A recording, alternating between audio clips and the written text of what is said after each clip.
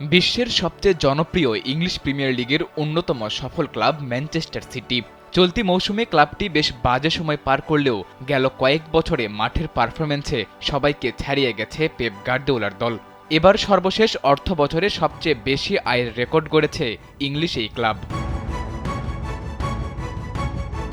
গেল মৌসুমে টানা চতুর্থবার ইংলিশ প্রিমিয়ার লিগের শিরোপা জিতে ইতিহাস গড়েছে ম্যান সিটি, যার বদৌলতে মাত্র 2.2 মিলিয়ন পাউন্ড থেকে তাদের আয় বেড়ে দাঁড়িয়েছে 715 মিলিয়ন পাউন্ডে, যেখানে ক্লাবটির নিট লাভের পরিমাণ 73.8 মিলিয়ন পাউন্ড, বাংলাদেশি টাকায় যা প্রায় 10,000 কোটি টাকারও বেশি।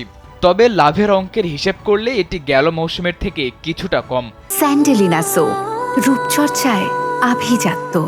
চ্যাম্পিয়ন্স লিগ ও প্রিমিয়ার লিগ সহ শিরোপার ট্রেবল জেতা ম্যান সিটি আগের মৌসুমে আরও বেশি আয় করেছিল।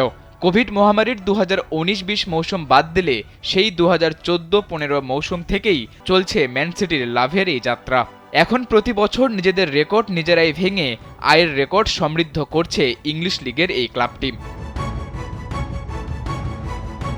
তবে ম্যানচেস্টার সিটির আয়ের এই ঊর্ধ্বগতি চলতি মৌসুম শেষে আর নাও থাকতে পারে, কারণ সাম্প্রতিক সময়ে মাঠের পারফরম্যান্স মোটেও কথা বলছে না ক্লাবটির পক্ষে।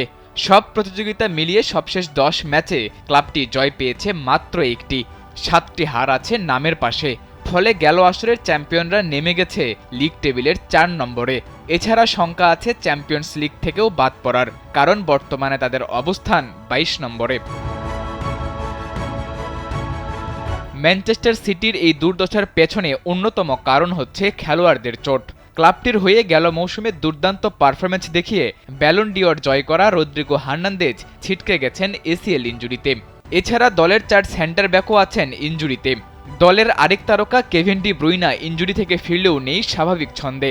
সব মিলিয়ে ম্যান সিটি যদি চলতি মৌসুমে আশানুরূপ পারফরম্যান্স না দেখাতে পারে, তাহলে খুব অনুমিতভাবেই ক্লাবটির আয়ের ঊর্ধ্বগতির গ্রাফ কিছুটা নিম্নমুখী হবে।